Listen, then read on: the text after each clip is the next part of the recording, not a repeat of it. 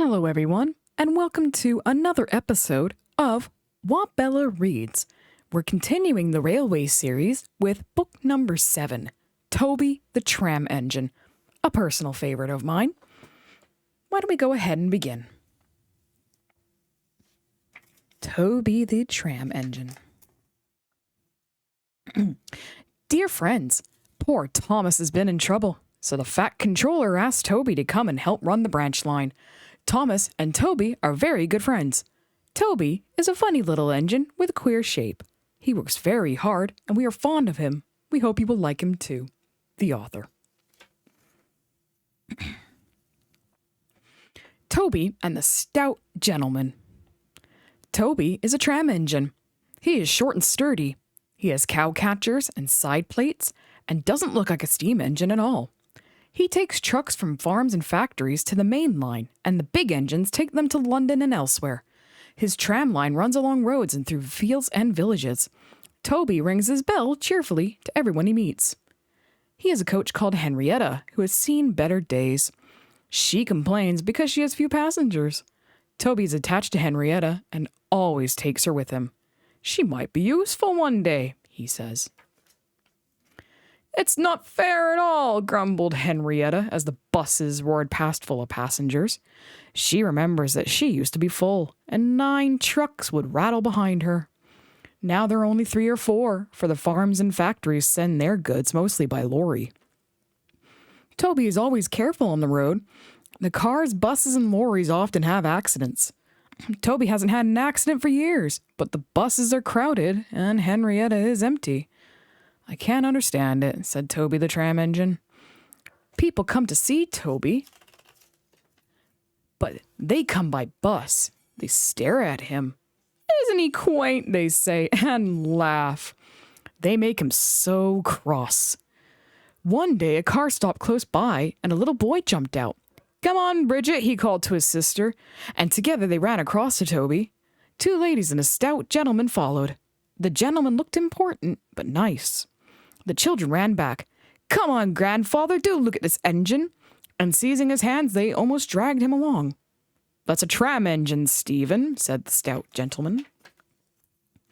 Is it electric? Asked Bridget. Whoosh, hissed Toby crossly. Shh, said her brother. You offended him. But trams are electric, aren't they? They are mostly, the stout gentleman answered. But this is a steam tram. Oh, may we go in it, grandfather, please? The guard had begun to blow his whistle. Stop, said the stout gentleman, and raised his hand. The guard, surprised, opened his mouth, and the whistle fell out. When he was picking it up, they all scrambled into Henrietta. Oh, hip hip hooray, chanted Henrietta, and she rattled happily behind. Toby did not sing. Electric indeed, he snorted. He was very hurt. The stout gentleman and his family got out at the junction, but waited for Toby to take them back to their car. What is your name? Asked the stout gentleman. Toby, sir. Well, thank you, Toby, for a very nice ride. Oh, thank you, sir, said Toby politely. He felt better now. This gentleman, he thought, is a gentleman who knows how to speak to engines. The children came every night for a fortnight.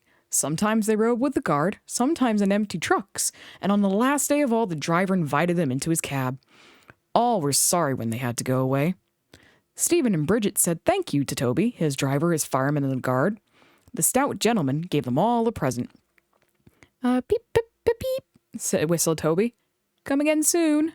We will, called the children, and they waved till Toby was out of sight. The months passed. Toby had few trucks and fewer passengers. Our last day, Toby, said his driver sadly one morning. The manager says we must close tomorrow. That day, Henrietta had more passengers than she could manage. They rode in the trucks and crowded in the brake van, and the guard hadn't enough tickets to go around. The passengers joked and sang, but Toby and his driver wished they wouldn't. Goodbye, Toby, said the passengers afterwards. We're sorry your line is closing down. Well, so am I, said Toby sadly. The last passenger left the station, and Toby puffed slowly to his shed. Nobody wants me, he thought, and went unhappily to sleep. Next morning, the shed was flung open, and he woke with a start to see his fireman dancing a jig outside. His driver, excited, waved a piece of paper. "Wake up, Toby," they shouted, "and listen to this. It's a letter from the stout gentleman." Toby listened and... But I mustn't tell you any more, or I should spoil the next story. Thomas in trouble. There is a line to a quarry at the end of Thomas's branch. It goes for some distance along the road. Thomas was always very careful here in case anyone was coming. "Beep, beep," he whistled. Then the people got out of the way, and he puffed slowly along with his trucks rumbling behind him. Early one morning, there was no one on the road, but a large policeman was sitting on the grass close to the line. He was shaking a stone from his boot. Thomas liked policemen. He'd been a great friend of the constable who used to live in the village, but he had just retired. Thomas expected that the new constable would be friendly too. "Beep, beep," he whistled. "Good morning." The policeman jumped and dropped his boot. He scrambled up and hopped round on one leg till he was facing Thomas. Oh, Thomas was sorry to see that he didn't look friendly at all. He was red in the face and very cross. The policeman wobbled about, trying to keep his balance. "Disgraceful," he sputtered. "I didn't sleep a wink last night. It was so quiet, and now engines come whistling suddenly behind me. My first day in the country, too." He picked up his boot and hopped over to Thomas. "I'm sorry, sir," said Thomas. "I only said good morning." The policeman grunted, and, leaning against Thomas's buffer, he put his boot on. He drew himself up and pointed to Thomas. "Where's your cow catcher?" he asked accusingly. "But I don't catch cows, sir." "Don't be funny," snapped the policeman. He looked at Thomas's wheels. "No side plates either." And he wrote in his notebook, "Engines going on public roads must have their wheels covered and a cow catcher in front. You haven't, so you are dangerous to the public." "Rubbish," said his driver. "We've been here along hundreds of times and never had an accident." "Well, that makes it worse," the policeman answered. He wrote "regular lawbreaker" in his book. Thomas puffed sadly away. The fat controller was having breakfast. He was eating toast and marmalade. He had the newspaper open in front of him, and his wife had just given him some more coffee. The butler knocked and came in. "Excuse me, sir, you are wanted on the telephone." "Oh, bother that telephone," said the fat controller. "I'm sorry, my dear," he said a few minutes later. "Thomas is in trouble with the police, and I must go at once." He gulped down his coffee and hurried from the room. At the junction, Thomas's driver told the fat controller what had happened. "Danger to the public, indeed! We'll see about that!" And he climbed grimly into Annie the coach. The policeman was on the platform at the other end. The fat controller spoke to him at once, and a crowd collected to listen. Other policemen came to see what was happening, and the fat controller argued with them too, but it was no good. "The law is the law," they said, "and we can't change it." The fat controller felt exhausted. He mopped his face. "I'm sorry, driver," he said. "It's no use arguing with policemen. We will have to make those cow-catcher things for Thomas, I suppose." "Well, everyone will laugh, sir," said Thomas sadly. "They'll say I look like a tram." The fat controller stared. Then he laughed. "Oh, well done, Thomas. Why didn't I think of it before? We want a tram engine. Oh, when I was on my holiday, I met a nice little engine called Toby. He had enough work to do and needs a change. I'll write to his controller at once." A few days later, Toby arrived. "That's a good engine," said the fat controller. "I see you've brought Henrietta." "You don't mind, do you, sir?" asked Toby anxiously. "The station master wanted to use her as a hen house, and that would never do." "Oh, no, indeed," said the fat controller gravely. "We couldn't allow that." Toby made the trucks behave even better than Thomas did. At first Thomas was jealous, but he was so pleased when Toby rang his bell and made the policeman jump that they've been firm friends ever since. Thomas the Tank Engine says A cab. Dirty objects. Toby and Henrietta take the workmen to the quarry every morning. At the junction, they often meet James. Toby and Henrietta were shabby when they first came and needed new paint. James was very rude. "Ugh, what dirty objects," he would say. At last, Toby lost patience. "James," he asked, "why are you red?" "I'm a splendid engine," answered James loftily. "Ready for anything. You never see my paint dirty." "Oh," said Toby innocently. That's why you once needed bootlaces. To be ready, I suppose." James went redder than ever and snorted off. At the end of the line, James left his coaches and got ready for his next train. It was a slow goods, stopping at every station to pick up and set down trucks. James hated slow good trains. "Dirty trucks from dirty sidings. Ugh," he grumbled. Starting with only a few, he picked up more and more trucks at each station, till he had a long train. At first, the trucks behaved well, but James bumped them so crossly that they determined to pay him out. Presently, rumbling over the viaduct, they approached the top of Gordon's Hill. Heavy goods trains halt here to pin down their brakes. James had had an accident with trucks before and should have remembered this. "Wait, James, wait," said his driver. But James wouldn't wait. He was too busy thinking what he would say to Toby when they next met.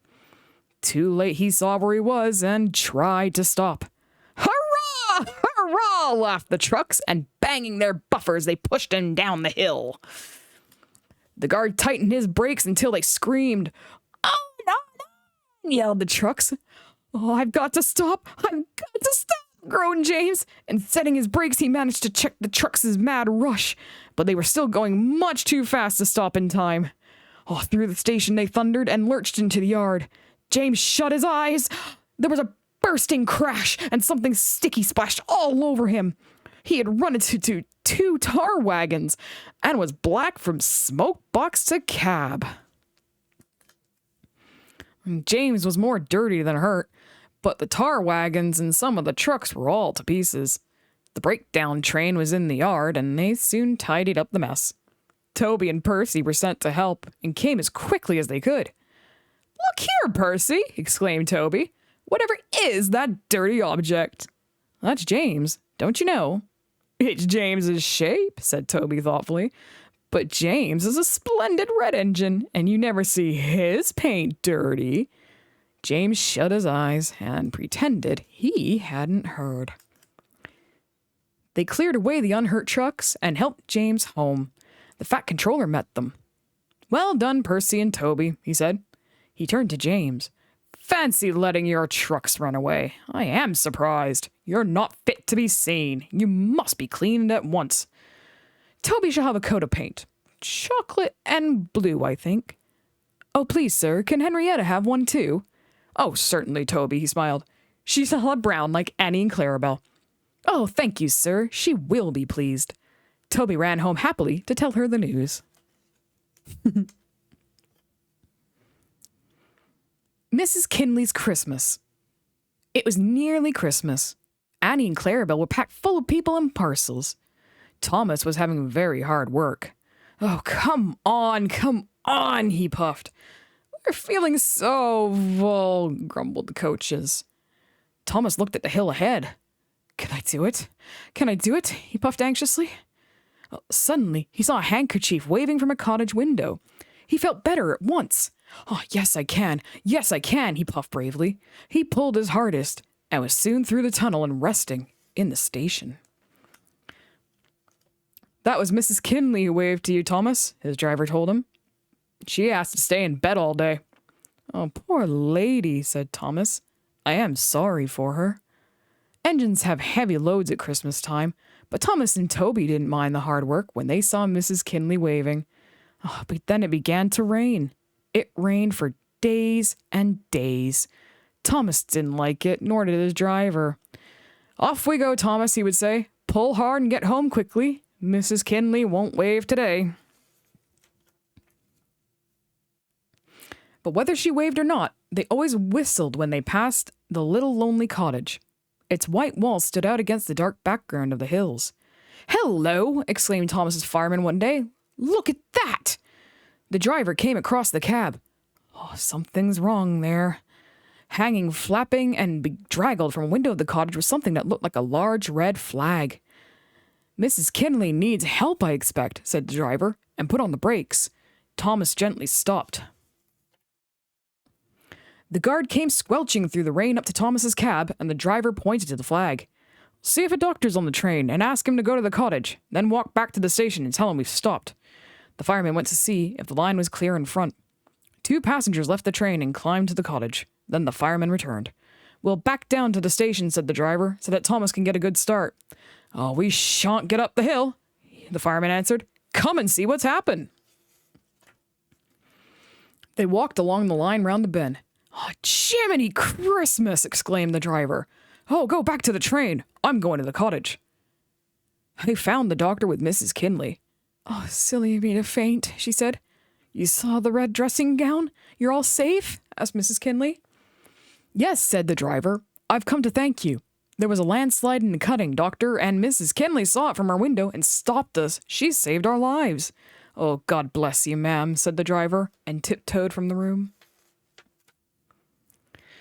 They cleared the line by Christmas Day, and the sun shone as a special train puffed up from the junction. First came Toby, then Thomas with Annie and Clarabelle, and last of all, but very pleased at being allowed to come, was Henrietta. The fat controller was there, and lots of other people who wanted to say thank you to Mrs. Kinley. "Peep, peep, peep, peep! Happy Christmas!" whistled the engines as they reached the place.